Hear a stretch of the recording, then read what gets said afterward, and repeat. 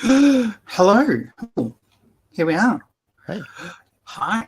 Welcome to Lightbox, the official podcast of the Waname West Australian Animation Association. Whether you're an aspiring animator, a seasoned professional, or simply a fan of the magical world of animation, you've come to the right place. My name is Tanya Beeson. I'm David O'Connell. And I'm Lindsay Flay. And we'll be your guide in this monthly journey to the heart of the animation industry in Western Australia. Each month, Lightbox will bring you the latest and greatest in animation news, from upcoming films and shows to industry discussions that will inspire and empower the talented animators who call West Australia home. We'll also delve into the creative processes and challenges faced by our local animators as they work tirelessly to bring their unique visions to life. So buckle up and get ready to be amazed as we explore the vibrant, ever-evolving world of West Australian animation. This is Lightbox, and we're just getting started. Indeed we are. We wish to acknowledge and honour the traditional custodians of the land we are streaming from, the Whadjuk people of the Noongar Nation. We recognise and celebrate their enduring culture, the rich tapestry of Indigenous arts, and the invaluable contributions they make to the vibrancy and cultural diversity of this city and region. Okay, and before we dive into today's content, I'd like to issue a quick advisory warning. While our channel is generally suitable for most audiences, there may be occasions where we delve into topics or showcase contents that might not be appropriate for younger viewers, and this may be one of those occasions. We strive to create engaging and enjoyable content for everyone, but please be advised that some material may not be suitable for children. So parental discretion is advised, and we encourage you to engage in the content before sharing with younger audiences. Our goal is to provide a safe and enjoyable viewing experience for all, and we appreciate your understanding and support in that regard. Mm-hmm. All right. Mm-hmm. Awesome. Okay. So, hi. Welcome, everyone. It's good. We're in November in 2024, so we're just about at that quarter century. So, and as this is the last show of the year, it's kind of going to be the big lead-in, I suppose. Yeah. Yes, we're not broadcasting over Christmas. That's mostly because I am busy, and I'm flying out to Scandinavia, so I'll be enjoying the snow. So awesome, excellent. But maybe we should jump into things and start the discussion. So when are we back? We're back in late January, early February. Early February Next year. So yeah, cool. Yeah, got a couple of months off. Awesome.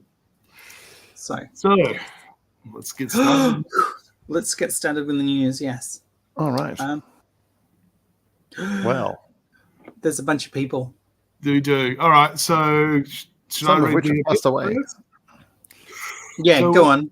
Yeah. Well, so Lillian Swartz, a trailblazing animator who has among a handful of people to regularly make CG animations in the 1970s, passed away at the age of 97.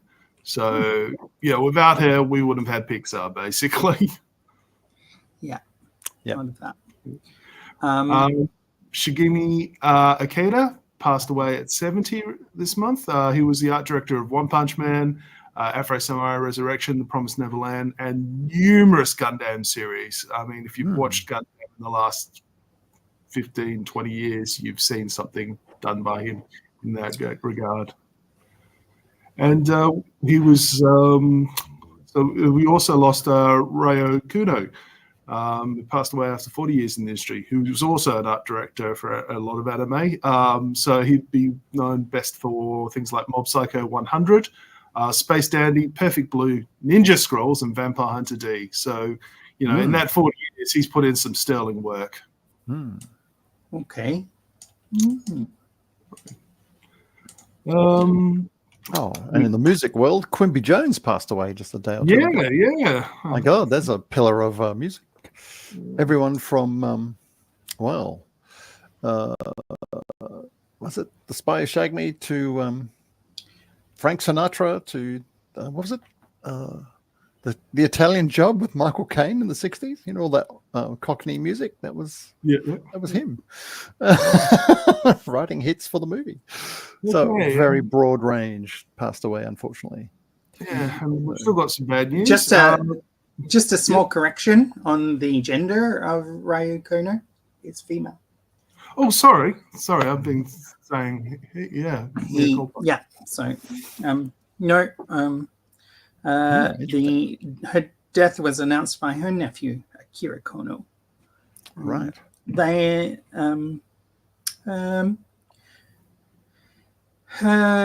yes, but all accolades going forward as they had, as you said, pretty much the case. That's exceptional.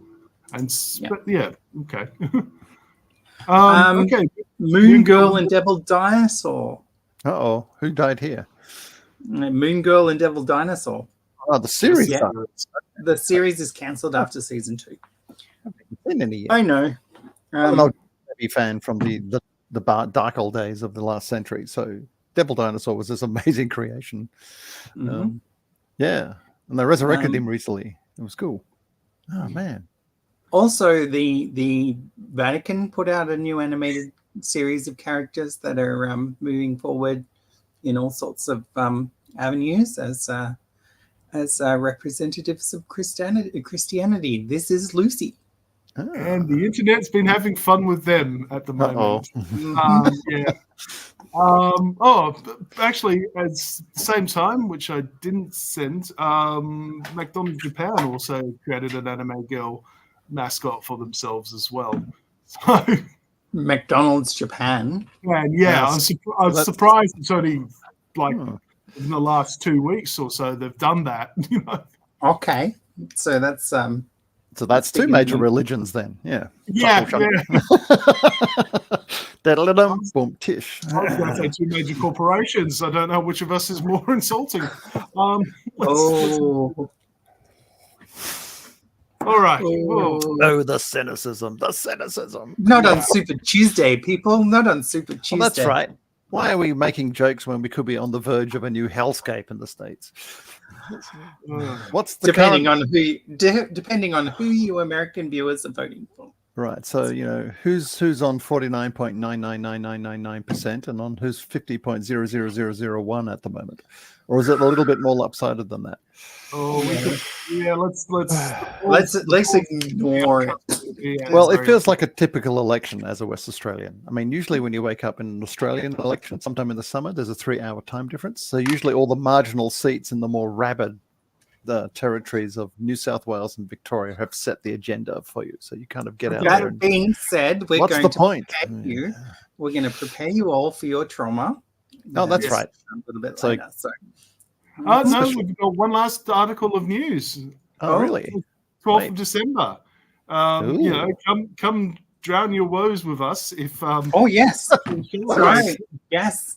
I don't have a slide for this one, but yes, we'll put out a Wanimate. Yes, if you're of age and where are we holding it again?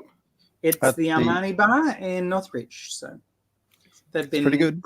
Great at hosting us previously, and it's a really nice little cozy little bar. So come and hang out at the Armani Bar on the 12th. Sounds very, very good. We'll all be there. You can meet us scraggy folk in person. So because instead of in your TV. That's right. On your laptop. Yeah. I'm much taller in real life. Yeah.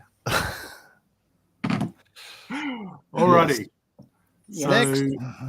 Okay, next slide.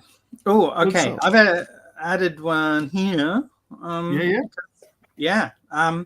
So you've put let's see in the list of things. Star Trek Lower Decks is watching, and Dan to Dan. So Dan to Dan is that cross-genre UFOs versus weird ghosts and demons and the like. Yeah. Sounds fun.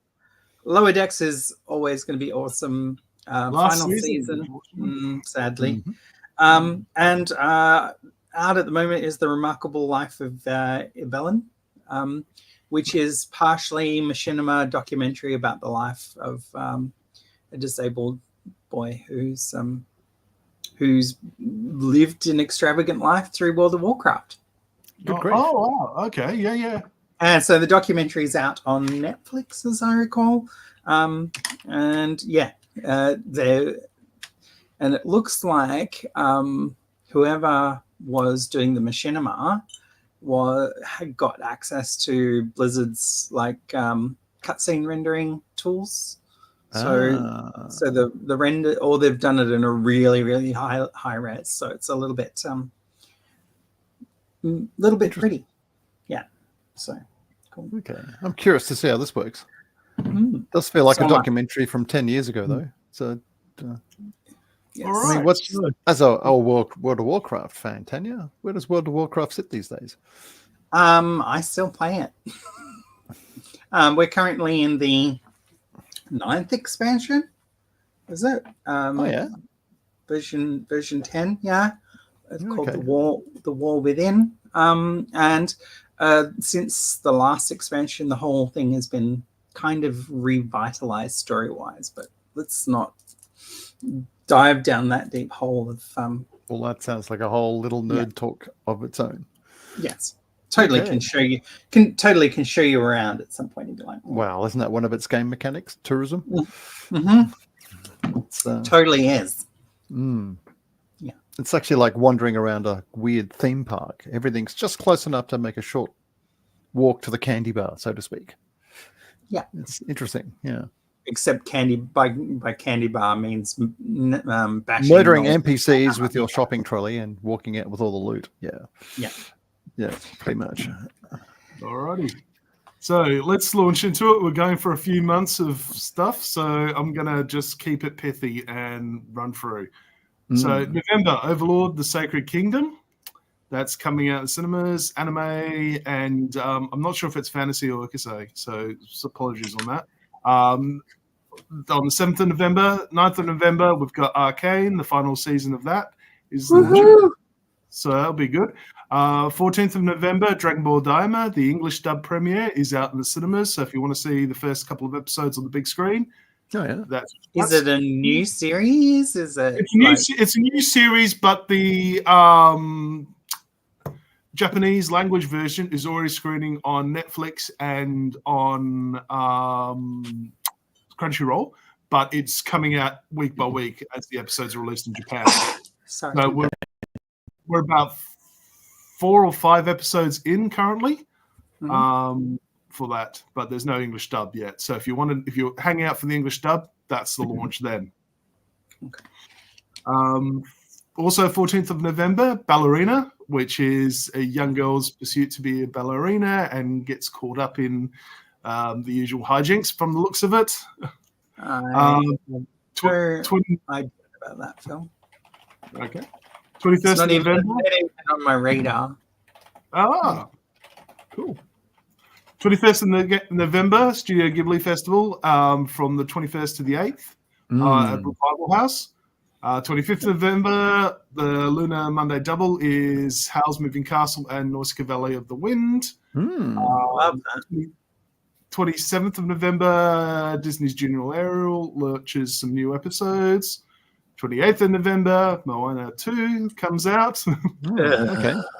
Yep. I loved Moana. I'm not sure, like, what are they going to do in a sequel? It's just- Isn't that the straight to video equivalent of the 21st century? Isn't that how it works? Maybe I don't know. not. Let's see how we go. Yeah, I'm really not sure. I'm really not sure how I feel about it. Always hopeful, but yeah. I think I saw Frozen 2 and it felt less like a story and a movie and more like a kind of carefully engineered sequence to maximize returns or something. It was weird. I just couldn't get into it at all.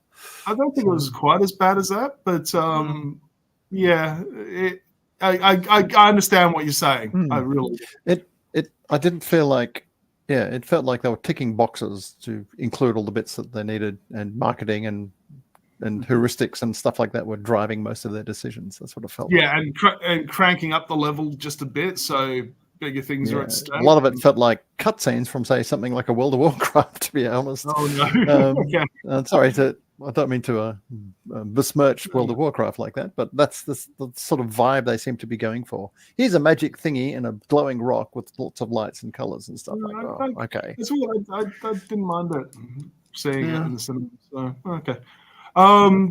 December 5th, Solo Leveling Reawakening is screening. Again, that's another series that came out this year and has done very well.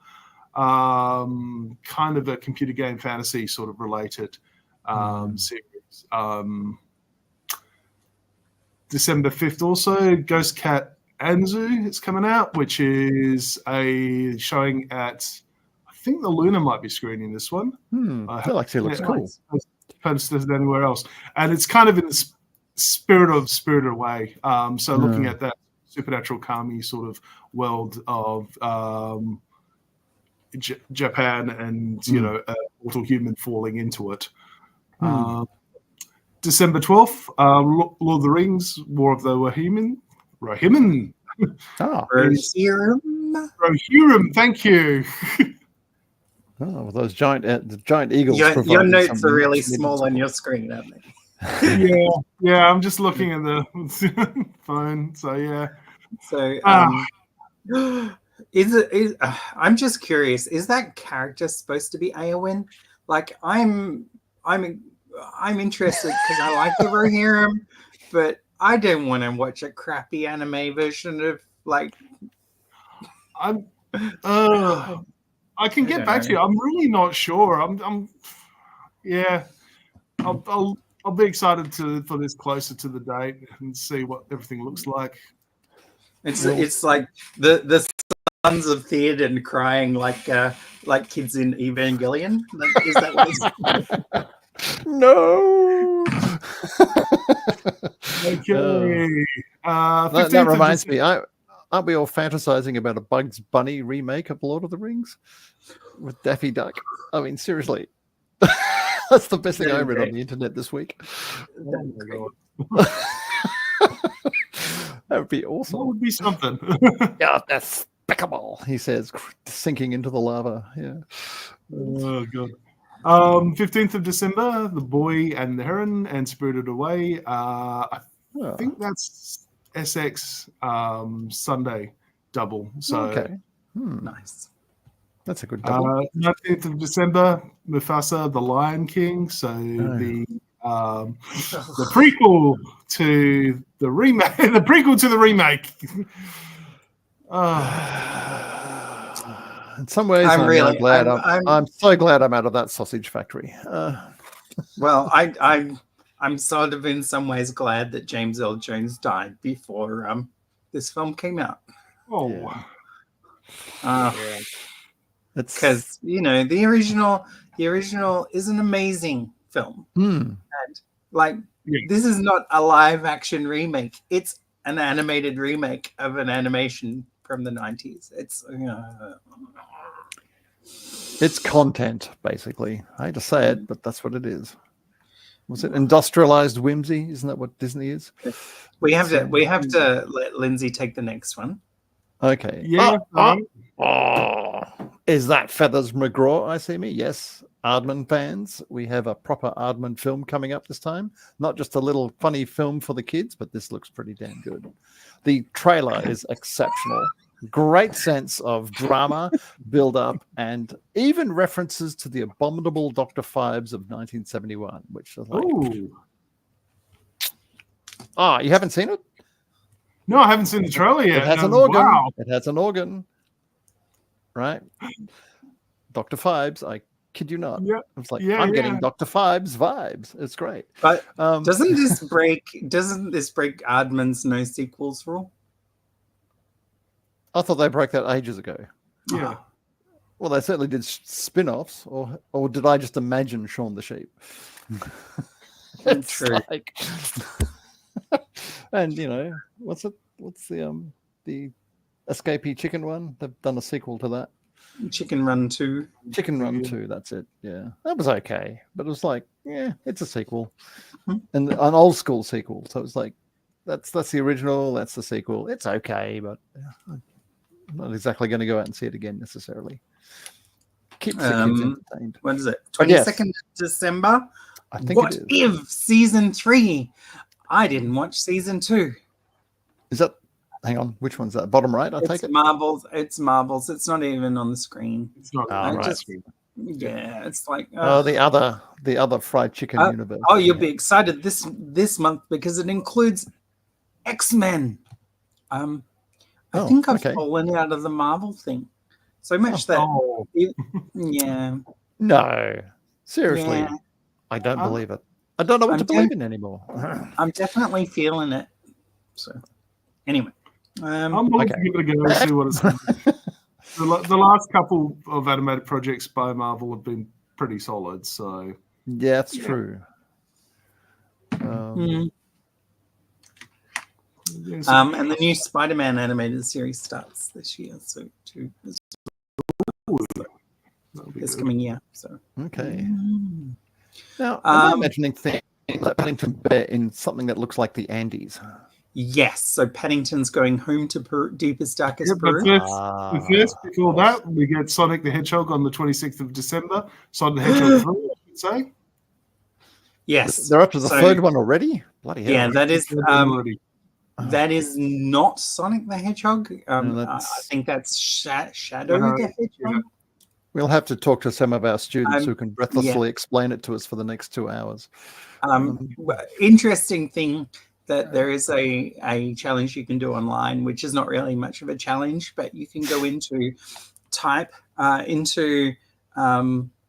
Google images and type your name, the hedgehog, and you'll find a version. Oh my God. There is two. But okay. It's a porcupine. Yes. But we kicked 2025 off with a bang with the third Paddington film, Paddington in Peru. Mm-hmm. Right. I will be watching that in London. Oh, very nice. If I have a film... sorry. Go for it. If I have a film experience need and there's nothing else to see, I'll definitely go off and pad off to see Paddington. So let's see if we can do a perfect trilogy, because the first one's all right. The second one is amazing. There's no doubt about that. It's definitely a step up. Yeah. So keeps the kids entertained. Next. And the last one is based off a children's book, Magic Beach. And it's Australian production, I believe. So interesting. Get out there and support Australian animation, people. Exactly. I think I will. Looks interesting. Yeah, it does. And very, very cool. Okay. So, yes, before we go further, do we need to reiterate the, the warning for the beginning of the episode? Yeah, watch out, kids. Scary animation turning up. These are things that horrified us and made us the well-rounded humans we are today. Really teach anymore. The serrated humans we are today. Yeah. What the answer to what is wrong with Tanya has very much a lot to do with, the swamp of sorrow, sadness scene from Neverending Story. Yes, and but we're probably talking about the animated equivalent of that today for the Gen X. Yeah. So for all you kiddie winks out there, i.e. the under 40s, and we'll get into it. We're looking at how introduce the topic, Dave. All right, so a look at some of the films and series that have stayed with us through shock and mild trauma that they've induced. So it's different for different generations. Baby boomers, I've heard cite Bambi's Mother's Death or The Night on Ball Fantasia as their sort of shocking point for animation. Gen X, Watership Down all the way. That's one of those that's really sort of scarred a lot of people. Check it out. It's really good. Fantastic. So we're obviously talking that. And for younger generations, Caroline with the button eyes apparently is a big shocking moment for people. It's kind of hard. Well, I mean, you kind of I guess age out of these sort of things because you've experienced, Button-Faced Killer and Nightbreed on the big screen.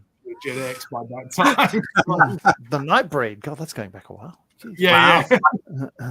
I read Clive Barker's Cabal before that film was out. Yeah, I was So going did through a Clive I Barker threw it phase. I threw it across the yard when they killed the main character in the first 15 pages. Going, what the heck is that? Because he was sort of like the replacement to Stephen King there for a while, wasn't he? Yeah. The more hardcore version. And he was gay too. Oh, edgelord. So yeah. Okay. But okay, so let's go through something. So a lot of times the trauma and shock can actually be a deliberate choice. I mean, in the 80s and 90s, speaking of edgelords, it was used to push in the West anime for adults, and showing that the genre was capable of adult viewings because there was all this gore and violence and sex and everything coming through. So you'll get things like, I'm thinking Tanya's going to be talking about one later on, so I might hold on that. But we're thinking stuff like Ninja Scrolls, 80 Police, and Overfiend as well. Knowing full well there's a lot of crossover with our choices for animation trauma. I chose ones which were icks for me rather than the existential horrors, because Watership Down is definitely there. But it's primal. It's had a few grizzles about its anti-feminism in a sense, the usual male-dominated rabbits, and the does are just there to kind of prop up the numbers. But other than that, it's an awesome story.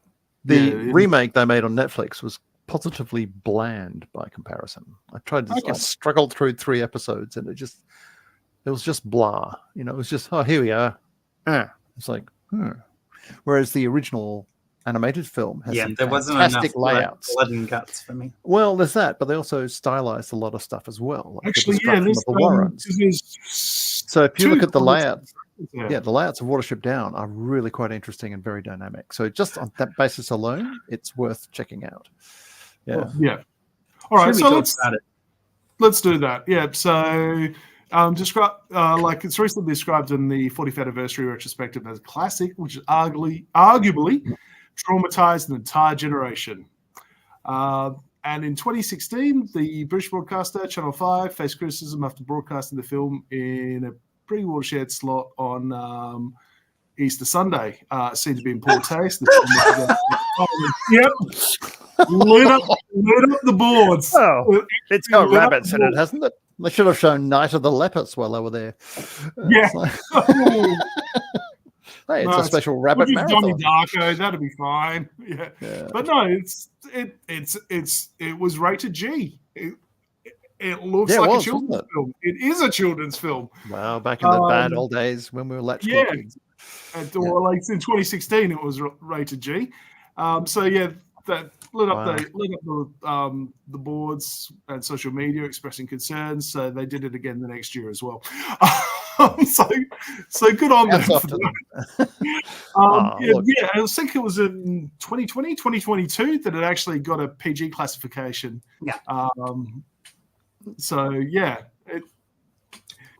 It was a children's film and was considered a children's film. And the critics at the time, the classification board at the time, there was absolutely no issues with the level of violence that was actually being portrayed in that at all.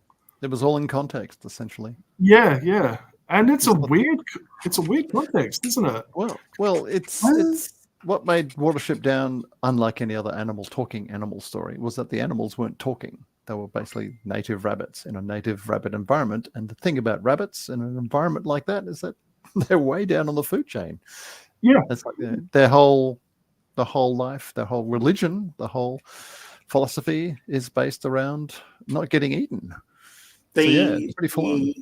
The religion of the rabbits through the beginning and the animated sequence that explains, you're a troublemaking animal, so we're going to make you the prey of every other animal. El Herrera, Yeah, And I mean, Frith. I love the film though. It is. It's hard because I do understand the trauma it puts, and you know, even adults watching it today go, "What the hell is going on?" Yeah. Because it cuts away any of that romanticism that you've got in like Wind of Willows or what he said. Thanks, Frank. No. It's growing up in the 70s, there was a lot more country kids in our suburban schools than there are now. If I look at my cohorts, they're nearly all second generation urbanites. They've only ever known suburbs and stuff. If you were growing up in the country, Watership Down wouldn't even raise an eyebrow. No. Basically. Because we're out in the open, it's the country, animals getting killed all the time, and there's reproduction going on. You know, we've got breeding season, topping season. It's hard to slaughter season. Yeah. What it did for me, I think, is put death and that, you know, the ritual around death and the mystery around death a little bit more in context for me. And the eventual acceptance of your own mortality as well. That is certainly what this is about. Yeah. So there's if you look at a lot of old children's movies from the past, like say The Fox and the Hound, for example, that has a pretty bruising ending. It's a fox to Terabithia. Yeah. All those old traditional kids films, you know, I'm talking about things that were set in the West. Wow. Frank. Thanks, Frank. All those kids films where, you know, they'd be in the country or something on the Wild West, and, you know, there's the little kids with a frickin' Bowie knife whittling away, because that's what kids do, you know, whittle with their own personal pen knife, you know, get harassed by cougars occasionally, and all that sort of stuff.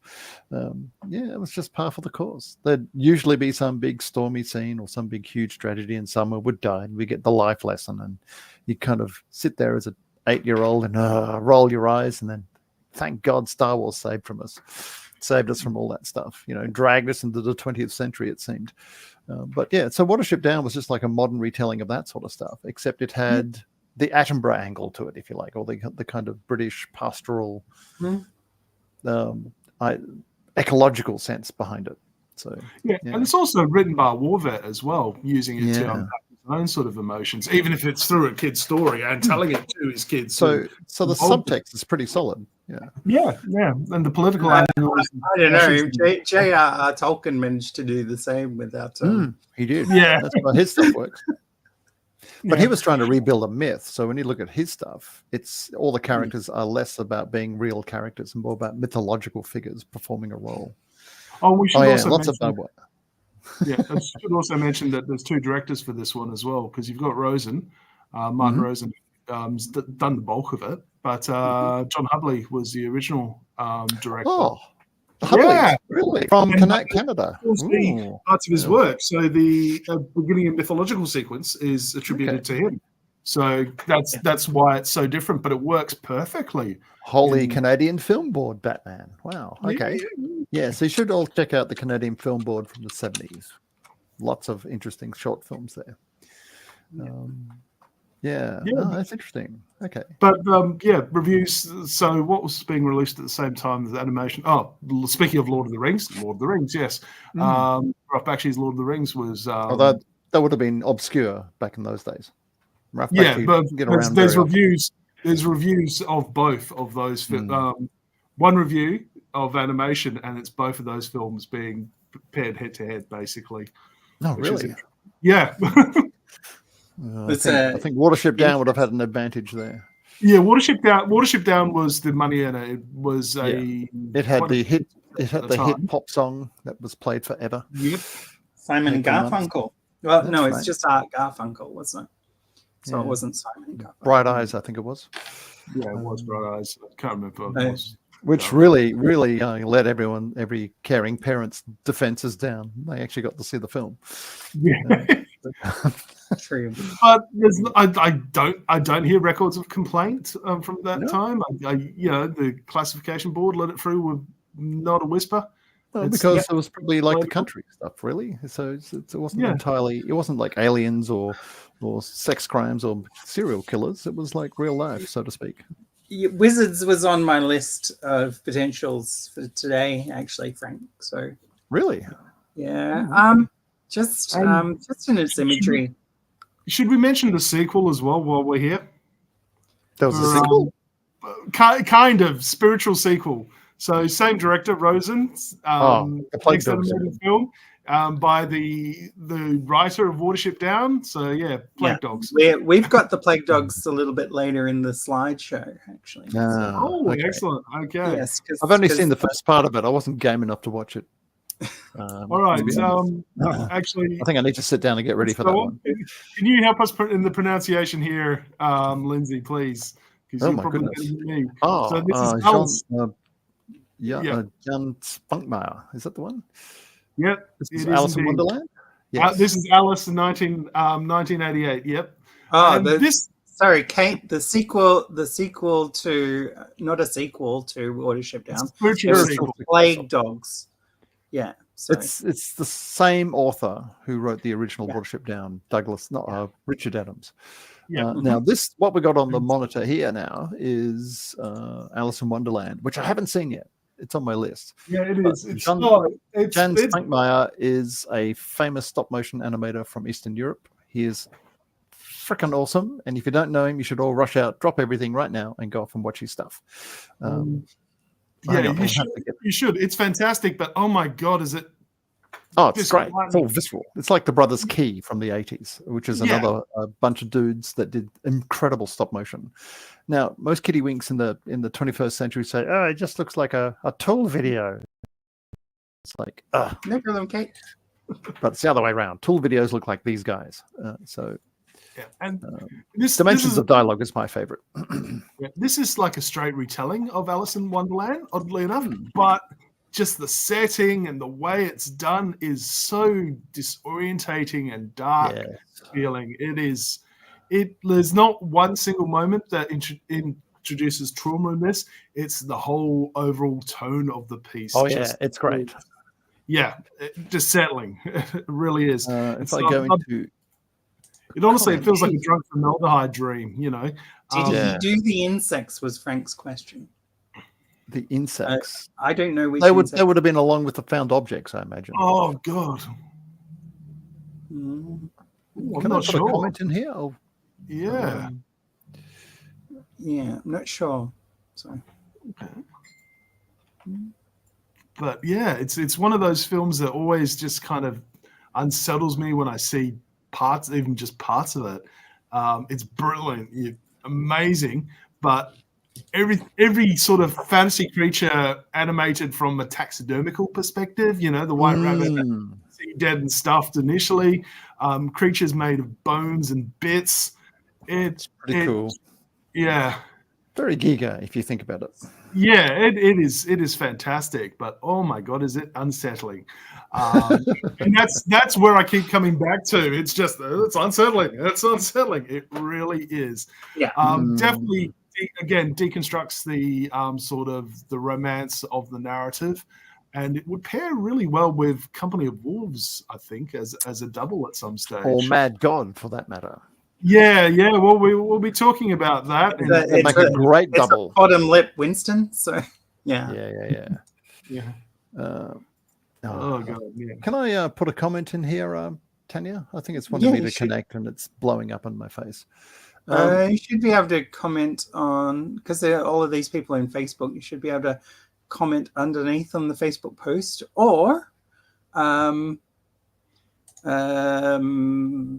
you should be able to, I don't know if you can do it from here, or it's just me having control.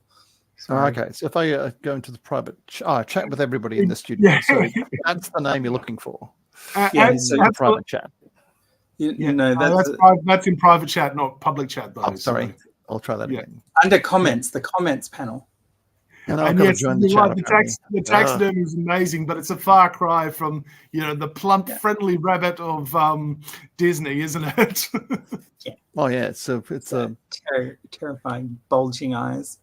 It's like, Well, that probably actually would have been a rigged taxidermy rabbit for real. So you're looking at the real skin of a dead rabbit reanimated for that. But yeah, he did. Probably one of his most famous little series of shorts is Dimensions of Dialogue. So if you search for that, you should find it pretty easily. I think he's Czech. Yeah, Czech. Yeah. He's Czech. Yeah. So you find coming out of Czechoslovakia, there's a long tradition of special effects and stop motion. Yeah. During my Lego era, I was a big fan of this stuff, and a lot of this stuff influenced me deeply on the subject.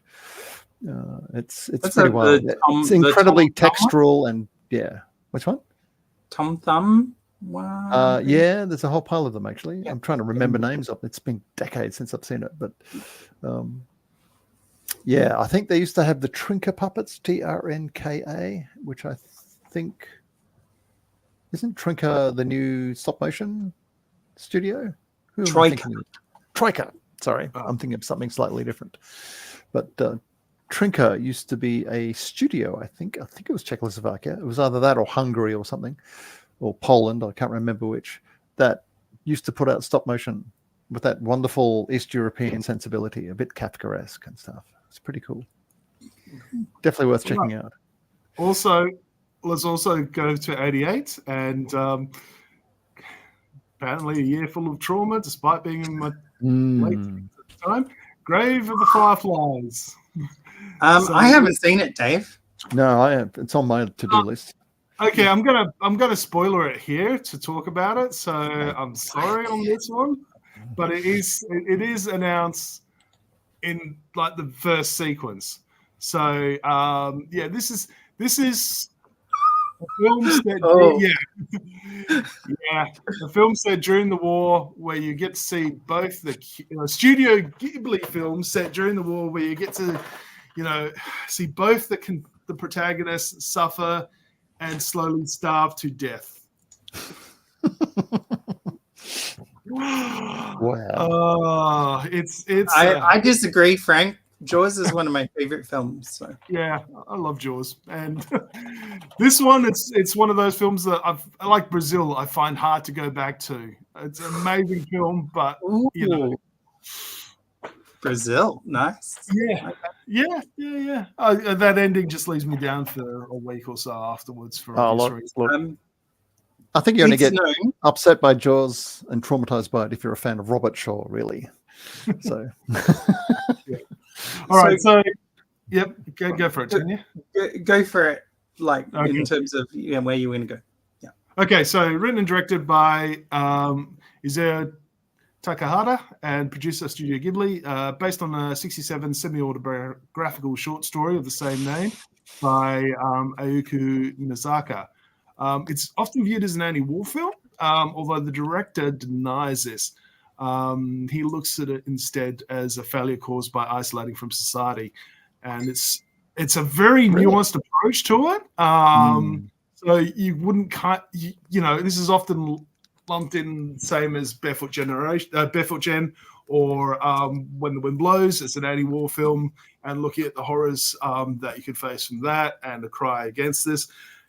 The director doesn't view that as the same thing, but it's a very, very, very particular nuanced philosophy that he's sort of engaging with, because he's not at all pro the Japanese government at the time, because he's very supportive of both the anti-war movement and the legislation to actually keep Japan as a self-defense force rather than Japan's military as a self-defense force rather than an armed force. So it's a heck of a film. I do recommend watching it. I believe it's on Netflix, and it might be part of the Ghibli Festival at the Revival House. But oh boy, you're gonna have feels. You're definitely gonna have feels, because you'll also go through the firebombing of, I think it is Tokyo. Yeah, it's Tokyo. That's when they just decided not to bother with bombs and just drop phosphorus instead. Yeah. So there's a lot there. It's a beautiful movie. It's a sweet movie, and They made a live action version, Frank. Is it? There is a live action Grave of the Fireflies. I'll have to check that out too. 2005. So there's a slightly less subtle equivalent to this whole story, and that is Barefoot Jen, which is a Hiroshima survivor story, which really has more in common with classic Japanese horror manga than anything else. It's full on. That's actually I haven't seen the movie yet, but the film version, but the original manga was certainly nightmare fuel. Things like after the bombs hit. Yeah. All these survivors crawling out with no skin left, and it's just hanging off of them in shreds. It's like all done in the classic Japanese horror style. It's just holy moly. Confirmation on the title: Barefoot Jennifer. No, Barefoot Gen, I think. Generation. Gen. Oh, Gen. Yeah, it's a Japanese name, I think. So Barefoot Jen is the kid that survives, and he's like a witness. It's a bit like Come and See in that respect. Except which is another. If you were talking about live action trauma films, holy moly, I'd think twice about seeing that one again. Okay, this is also Akira Kurosawa's apparently favorite Studio Ghibli film. So they brought out Totoro at the same year just to keep their studio alive in case they had a backlash on this. But they released it as a double, actually. So that's a real interesting mix. Yeah. Because Miyazaki knew that people would want an upper after seeing Grave of the Fireflies. Yeah, absolutely. So totally, they were put out as a double. So yeah. Oh yeah, and that's a problem with Is it Gen for genocide? No. I think it's just a name. Oh, okay, cool. All right.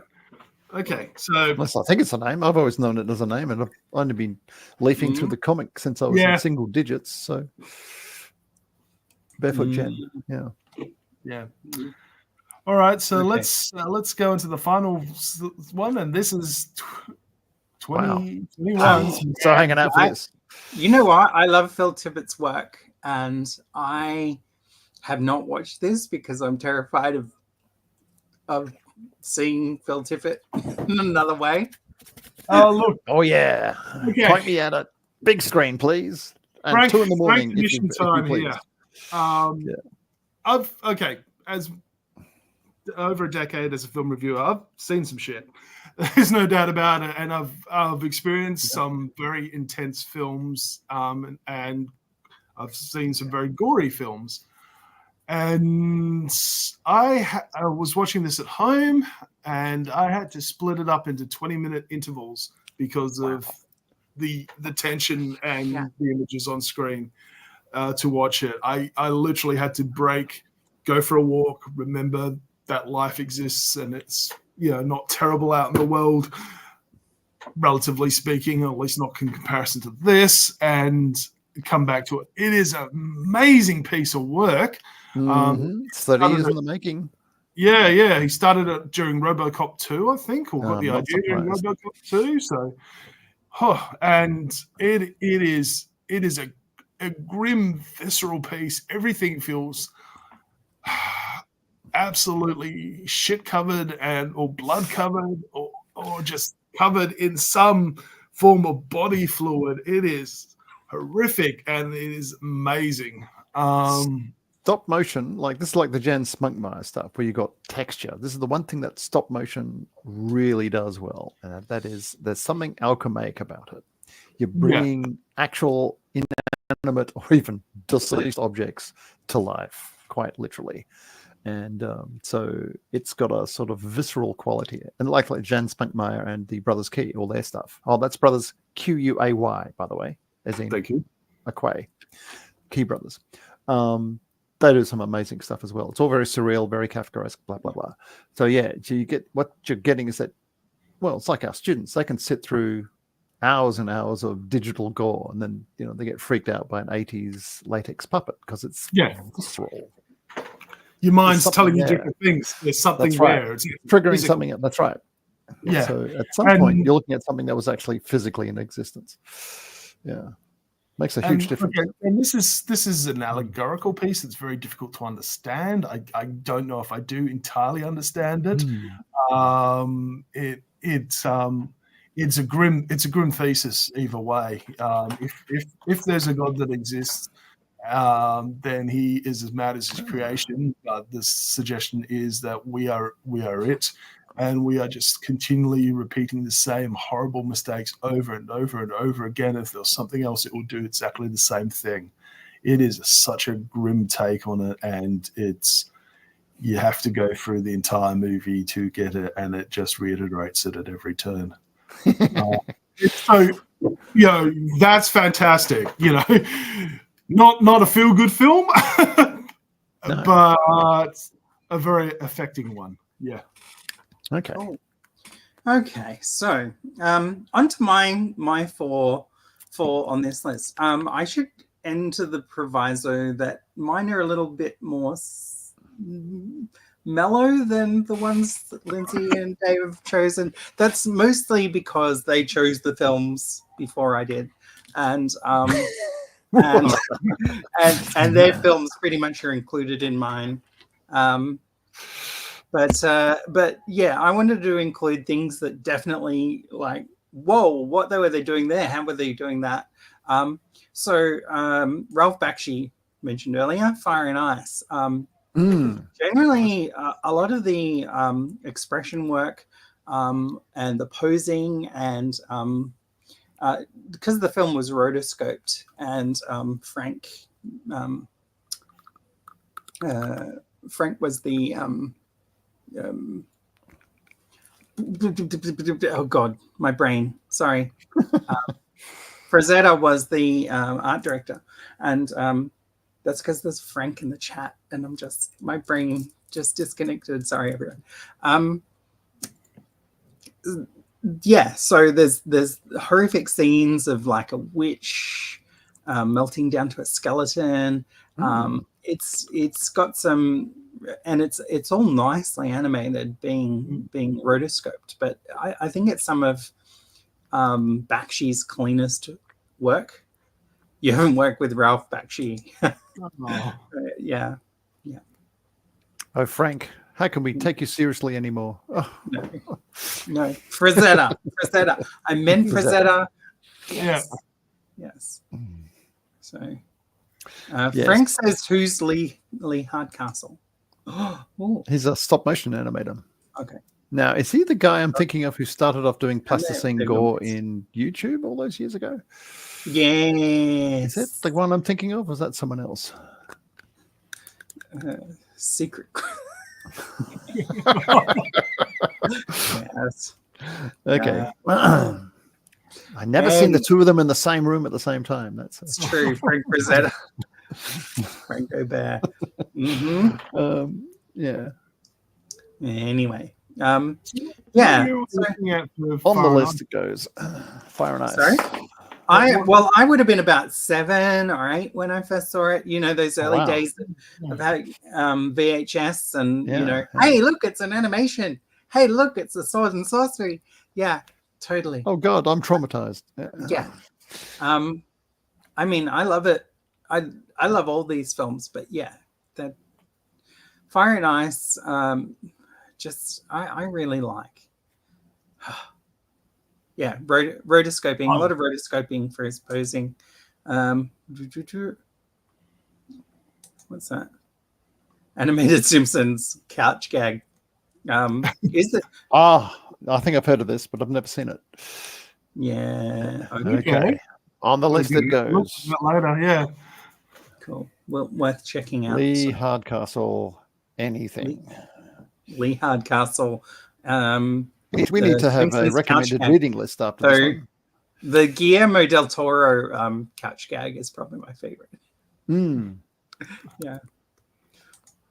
The Simpsons really? Horribly Murdered. Yes. So, okay. Back to the mellow trauma. Fire and Ice. Okay. Fire and Ice is a great film. It is, by all standards, a lot slower paced. Uses heavy rotoscope, but the art direction is amazing from Frank. So, and at least no one trips over this time. Yeah, mellow trauma. Cool. Yes, Trauma. Nice. Okay. Okay, next, Secrets and Nim. Oh, Yeah, like straight from the outset of Secret and Nim is Mrs. Brisby is you find out she's a widow. Her husband's been recently killed. Her son is sick in bed with pneumonia, and she's got to brave cats and the horrors and rats and all sorts of things as environmental. No. Yeah, so it's into it. There's a sequence towards the end where the I think that Miss Brisby's house is in a cinder block, and it gets dropped into a swamp, and all the kids are still inside, and they get sucked under the water. Yeah, it's like, whoa, okay. This is Don Bluth's first post Disney film, as I recall. So yeah, he bring on the grimdark. Definitely went a lot darker. It's interesting to note the quality of the animation is not like up to the standard of American Tail or Iron Giant or something like that. It's like he had a bit of a less budget, and he had something to prove, but the art direction, the style, the feel of it, definitely tonally it's there. Looks like Fern Gully.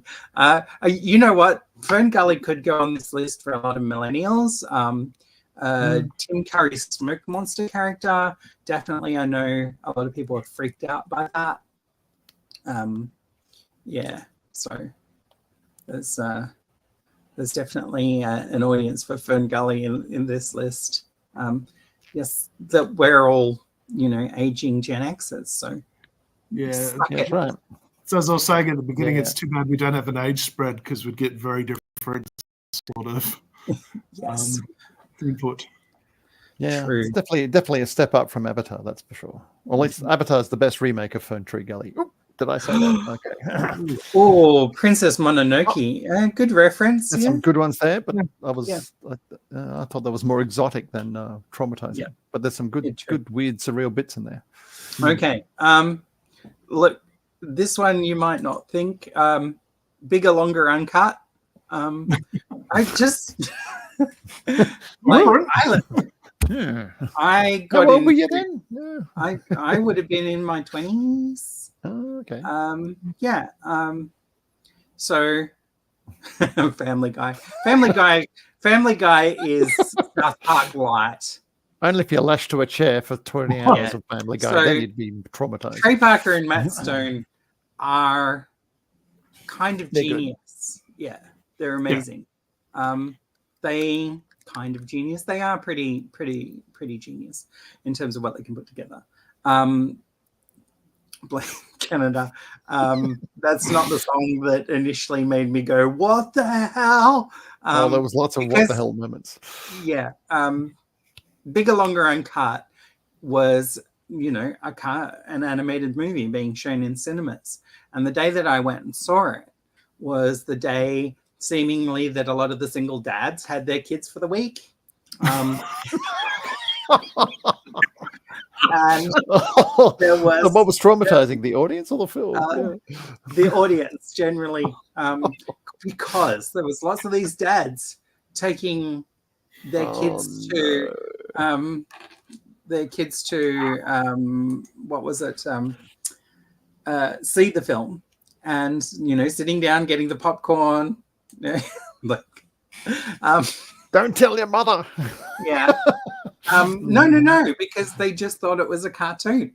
Yeah. So they were taking their kids to see a South Park cartoon, and of course, the opening song of shut your fucking face, Uncle Fucker. Yeah. And just all these kids in the audience. I mean, I was watching trauma happen at that moment. And you know what? like there was a small percentage of people who got their kids up and walked them out, but the vast majority sat there with their kids through the entire movie, and you know, more power to them. But yeah, it stopped those kids from swearing beyond that point, because yeah, it was wore it brilliant. out too fast. Yep. Yes. But I think my favorite, you know, joke across South Park is Saddam Hussein's gay relationship with Satan. and how Satan is the abused partner in that relationship. I just Oh man. Yeah. Oh dear. It's pretty good.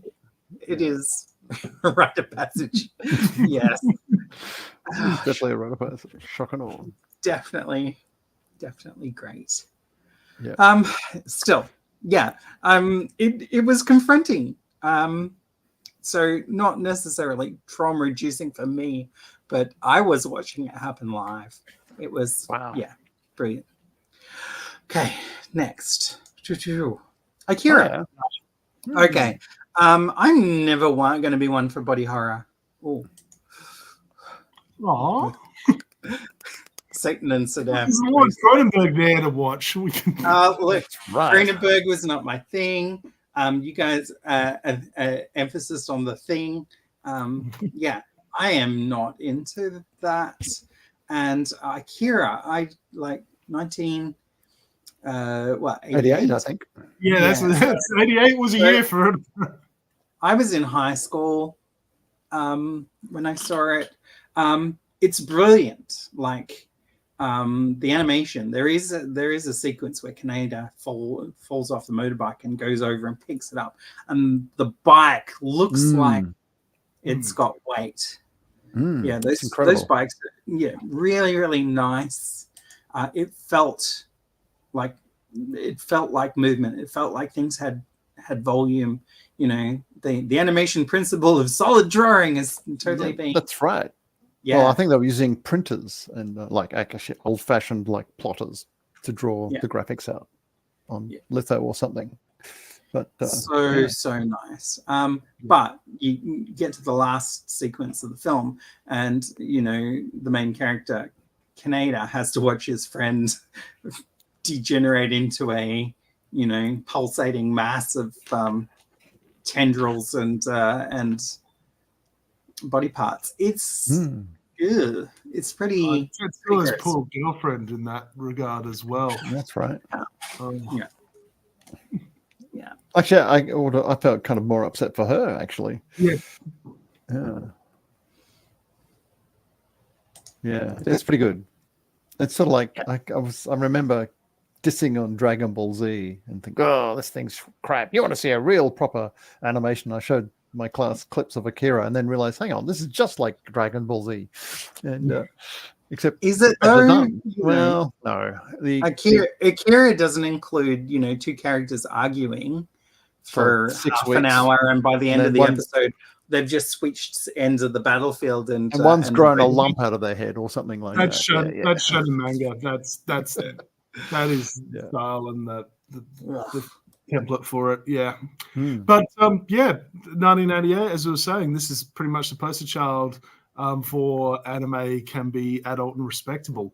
Well, that's when it broke into the Western mainstream anyway. Yeah, exactly. And it had always been around for a while, like, Oh, yeah, absolutely. And adult anime had been around for at least since, I want to say the 70s, but even... Yeah, 70s. I think. It's like it was in all the comic shops. I remember going through the mid-80s. No. Actually, there's... sorry, we were talking about it when we were doing the adult animation special. Macross. Yeah. No, earlier than that. Way earlier. Okay. Iron Giant. Yeah, definitely one for that sequence. But I was a little bit old for the Iron Giant to really hit as hard as it did. It's definitely a millennials film in that regard. But yeah, there was a lot of body horror in anime on OAVs and stuff that was around there at the time as well. So yeah, Wicked City. Yep, Wicked City. AD Police, Night City, Ninja Scrolls. Ninja Scrolls, and ultra violent stuff, tentacle porn. Yep, all of that was that's how it was, and it's still there in the industry, in the genre, but it's all the different genres. But yeah, That's it. That's the one. Yeah. It was all completely cranked up to 15. Okay, let's jump into Lindsay's films. Okay, so we've covered everything here so far. This one is one of my more influential ones. And for the longest of times, I honestly thought I'd hallucinated it. I saw it, I must have been 5 or 6 at a drive-in with my parents. I don't know how that happened. I just remember being cozied up in the car, cold outside, and there was this wild stuff happening on the screen. And what was weird when I finally caught up with it again on scratchy old VHS, like I looked at the cover and thought, wait, this looks vaguely familiar. I think I've seen this somewhere. Oh my God, it's that film. And there it was. And so, it's this wild French-Czech Coke production from 1973. Now, I think it's kind of the subtext for this, if you scrape away the layers, is Czechoslovakia of 1968, when the Russians flattened Czechoslovakia. Is it Avatar? Yeah. No, not really. This is a bit different. This is this wild, surreal film, and it's completely bonkers. Where's my notes? That's great. It has this almost cardboard cutout. What's his name? Monty Python's animator. Come on, getting on a bit. No, not Gilliam. It's got this Terry Gilliam feel to it, but it's kind of got a kind of 18th, 19th century style of pen work to it, but it's really beautifully put together. But Fantastic Planet. Fantastic Planet, or Le Planète Sauvage, or something, I think it is. Hang on. So the thing I remember the most distinctly is the giant flying bat thing with the large sort of serrated tube mouth that plugs into a giant ant nest full of little tiny drag humans and proceeds to suck them out like a giant anteater on this huge tongue. That's the thing I distinctly remember as a kid. But there was all these other magical little moments where the Ohms, the big blue people, who are about the size of Godzilla, basically periodically exterminate the drugs, and they have all these periods where they're rolling giant spears around. You can see these little figures kind of squished on them, and they have all these little traps and bugs, and it's like we're the ants, and they're trying to get rid of this infestation of humans. So it's got this wild and strange feel to it. It's quite good. It's very good, actually. You should check it out. It's all very metaphysical. So that was a big influence for me. And what I loved about it was that it was so surreal and weird. It didn't make any attempt to try and explain any of it. It just went for it. And that pretty much was my blueprint for, if I'm going to make anything. It has, it's a similar background, I think. Probably a similar vintage, come to think of it. I never thought of it before, but it'd be a similar vintage. It's Geiger. Giga, definitely. It's okay. Some cultural heritage as well. Except this is more 19th century, not airbrushed heavy metal psychosexual stuff. Although there's a bit of that there as well. It's got a bit of psychedelic 60s in it, and it's got a lot of Kafka in it. Aspects to it. So yeah. Like with the worm strapped to the humans fighting. That sort of stuff. Yeah. This it's just full of stuff. It doesn't try to explain anything. It just fired my imagination on all cylinders for most of my childhood, I think. This kind of strange dream I had at the drive-ins. Blue Meanies. It actually got shown on mainstream TV during the 80s, I think, late 80s. SBS showed it. No, it was 7 or 9 actually showed it during the school holidays. Really? Their matinees, and they got in trouble for that. Yeah. Could you imagine the wide world of sports crowd being exposed to that? They'd all be having ambulances. No, just the midday movie during school holidays. So here we go, kids. Enjoy. No way. Yeah. So yeah, definitely check it out. So actually, there's a lot of good fun. I'm making a big list on my little back of envelope here. Let's check it out. Lulu, who directed this, his backlog of animations, Yeah, but they're not. There's a lot you haven't seen and maybe should, because French animation in general is weird. Yeah, it's very much inspired by Metal Hurlant and that crowd. Yeah. So he actually did one with a Mobius team up, which I must check out someday. But there was another one I saw that did not impress me at all. I didn't realize. Oh, he's made a few more, and I was like, really? Hang on. Was that the Time Masters? Time Masters? I think that might be it, actually. Yeah, it was very 80s B grade, shall we say? Yeah. Post Star Wars space. Yeah. And so, you look at this land of vivid imagination, and it kind of feels, it's a land of vivid imagination that feels kind of phallic, It's like, it's archived. Oh, really? Archived. Fantastic Planet, 1973. Thanks, Frank. Oh, dude, well done. That's linked on the Facebook page for those people who are watching. Yeah. Excellent work. Oh, thank you, Frank. It's good. Add it to the archives. Yeah. Cool. Yeah. Okay, next slide. Oh my goodness. Okay, Kate, we were talking about the sequel to the spiritual sequel to Watership Down, Plague Dogs. Lindsay, talk us through it. Oh, I've only seen bits of this. I'm in a household where animal liberation is a thing, and so I don't dare ever be caught showing this anywhere. But yeah, it's essentially it's like if you thought Watership Down was like the G-rated version of rabbits, this is like the M-rated version of animal cruelty, and it's full on. Vivisection is the main theme, and that's all I really know about it. I think the original book ends on a very dour note. And I don't know if they actually followed through with it or not, but it's the book is written by Richard Adams, who did Watership Down. Yeah. So Jack Russell's that's the horror, the Jack Russell's. Oh no. Basically, the plot is three dogs escape a research facility where they've been experimented on and they've been injected with diseases and things, and being out in the wild, they can infect people, and so essentially, they're on the run. The film is about hunting them down and killing these plague-infected dogs. Yeah. Yes. Really cheery subject, Well, surprisingly, it didn't do well at the box office this time. I thought it came and went and died instantly.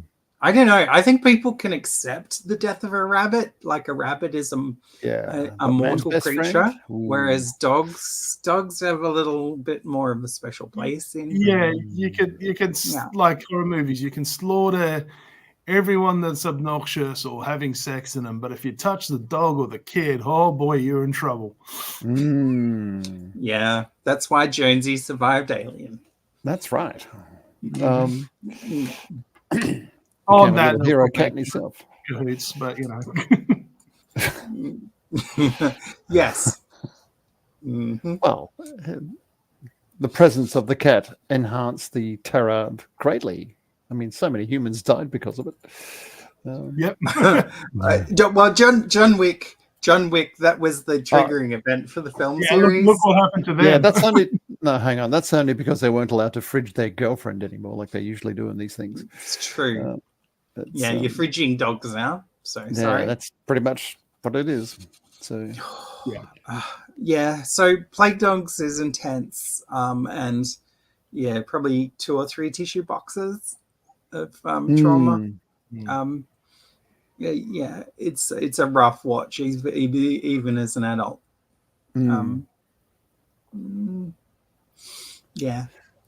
Next slide. Okay, next one. Oh, okay. Monster House, Linz, talk about it. Oh, yes. Now, Monster House surprised me because I was in my 30s when I saw it. And I was startled at how intense the monster was. It was like, my God, this is almost like I feel like I'm a teenager again watching The Thing or Cronenberg or something like that. It was full tilt. So this one caught me off guard, and I was actually quite frightened of the house whilst watching this on the big screen. So that was my thing. And I was thinking, man, I haven't seen a film like this for ages. And then I realized I probably don't think I've seen a film like this ever. So it's like a 90s CGI. Oh, Frank. Oh, wow. Thanks, Frank. Love a good Yeah, so- old school anime. Old school. That's right. I anime. just loved the way they did the house. I thought the house just made it. And so I'd watch it again just for the house scenes. It was pretty good. I can't remember much more. I'm going to have to rewatch it again, I think. But it's pretty impressive. So that's the closest I've got to being traumatized as an adult in a contemporary American. The character design is a little bit off for me. Yeah, it's a bit The A minus. I just the whole idea of the sorting hat and putting this sentient demon creature on your head that's Yeah. no. You're just a going to monster. determine your life for the next time. Yeah. But no, Monster House is pretty good. So just the house, the way the house was done, really, I was really impressed with. Anyway, the last one, my last candidate was the only other animated film that affected me deeply as a little kiddywink was when I was dragged off to one of those interminable matinees as a small child. This is probably early 70s or something. when they still back in the had day. matinees. Well, they still had matinees, and they were still showing shorts. So you go and watch a film, and they'd have a 10, 15-minute short. If you're lucky, it was a cartoon. If you were unlucky, it was some kind of weird thing from Canada. But this was something that I saw as a little kid that, like Fantastic Planet, affected my imagination deeply, even though I almost don't remember much about it. But what I do remember about it was this Disney film in the sort of Pinocchio era. I think it's 46, I think it came out. So I think they'd collated a whole pile of little short films from a variety of different sources and put it together. I never saw the, I think it was called Make Mine Music, I think, in 1946. So it's this kind of anthology of short. This was like the great climax, this thing, 15 minutes. Oh, God, the Crows. That's right. Bloody hell. Heckle and Jekyll. Yes. Heckle and Jekyll, the C team of cartoons. So it has this, what struck me about it at the time was this vast creature that just fills this auditorium. You can see the sort of scale there. It's quite crazy. But what really hit home as a little kiddywink was the end, because our singing whale is off frolicking in the ocean and he gets spoilers for a 17-year-old movie or whatever it is now. That's right. Sorry, kids. And so the whole tone suddenly changes from this intelligent, jokey film into this sort of sad, melancholy. There's this lone seagull in an ocean. I remember that quite vividly. And then there's this vast, this weeping seagull in the middle of the ocean, missing his gigantic friend. This is gigantic space where he used to occupy, and he's gone. True. And then they go up to heaven, and there's this amazing sequence of all these incredibly layered cloudscapes. Absolutely incredible, where he's bringing the house down in heaven. And I just remember being in complete tears, along with the rest of the audience, aged single digits, getting comforted by their parents. It was kind of weird. So that was that one. So it's definitely worth checking out. The original Make Mine Music also includes other films like the Casey at the Bat, and it also includes Peter and the Wolf. Yeah. So there's some really classic old cartoons all bundled up in it. Yeah. So don't do too much of that because we'll get. The thing is, I've seen most of those cartoons, but I didn't see them in an anthology. I saw them on Disney's was that hour-long Disney TV variety special or show Disney? They used to show once a week, The Wonderful World of Disney. So if you were growing up in the late 70s, I guess early 80s, back in the days when network television was beset with variety shows, The Wonderful World of Disney basically just recycled all their old material. So you'd see these shorts and old, Dear just Leader after video. just after Call of the Wild hosted by Laundry. Yeah. You'd see, oh God, yes, too. And here's Mama Bear going down with her shopping trolley. Oh, Danny Bear is coming home from work. Yeah, so yeah, it was all quite full on. But you'd see all the Disney movies like Escape from Witch Mountain and stuff like that. Yeah, exactly, correct. Yeah. So all those other shorts I saw in various ways all through that period. So I've actually seen the whole movie in dribs and drabs, but none had the emotional kick of the singing whale. I'm a little younger. I saw that transition from the Wonderful World of Disney to Saturday Disney. Okay. So that's where I exist in that transitional period there. Right. But I did see a lot of those, Blackbeard's Ghost. Was the Ghost and Mrs. Mew? That's right. They had a whole pile of them. Bed Knobs and Broomsticks was a sensation at my school. People wouldn't shut up about that. And then there was Escape from Witch Mountain, which was recently remade with The Rock. There was the Computer Wore Tennis Shoes with a young... Recently? Hold on. Let me just verify. Mere 10 years ago. There was the Cat from Outer Space. There was a whole pile of them. 2009, Lindsay. Oh, God, that's 15 years ago. Bloody hell. Yeah. Seems like yesterday. Okay. Yeah, so, that would be my last one. So there's a whole pile of that sort of stuff that's kind of interesting. It's kind of ostensibly family viewing, although some of it I expect hasn't aged very well. No. So I think it's called The Whale Who's Wanted to Sing at the Met, if I'm looking at my Wikipedia correct. It's sometimes also called Willie the Operatic Whale. And I think it comes from a 1946 animated musical anthology film called Make Mine Music. It's got the Martins and the Coys, apparently. The feud, the Deep Southern feud. Oh yeah. So and Casey, plus Casey at the Bat. And there's a couple of others I've never heard of. Yeah, so there's a lot of stuff in there. If you could hunt it down, it's a good one. Because Disney did a few things like that. So Toot Whistle Quantum Boom, Make Mine Music, and Fantasia as well.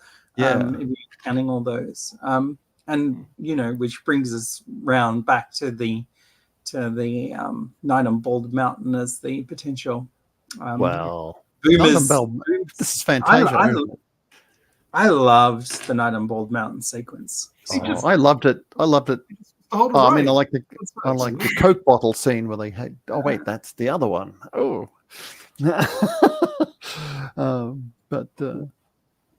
what's it called? Forgotten the name of that too. Haven't seen that for a while. I'm pretty sure we could drag up lists of things that traumatize us. We should. Obviously, we're not including the live action stuff around the time. Oh God, no. We haven't included any animated series, and there's a lot that we were talking about. Even in recent times, things like you were saying Primal, and Primal, if you don't think Primal's traumatic, go watch that first episode again because it starts off sort of signifying it's going to be bloody and visceral, and it just gets traumatic and breaking by the third of that episode. Honestly, it's something. The end of the second season is just whoa. I'm curious to see where the third season goes because it'll be. I think it's gonna. If it comes out, I suspect it's going to be its own separate thing. If it follows on directly, or if it does more of the anthology aspect they were initially talking about, we'll see how that goes. It's weird. Trauma actually has become kind of like a well executed. It can be a calling card, a wake up notice for some new series. Things like Attack on Titan, that were the first Titans peeking over the wall. And that safety that you've just been introduced to absolutely shattered. The last 5 minutes of the first episode of Invincible, where you've been introduced to this Superman analog, and then he spends that 5 minutes absolutely destroying their analog of the Justice League in a bloody and brutal fashion. But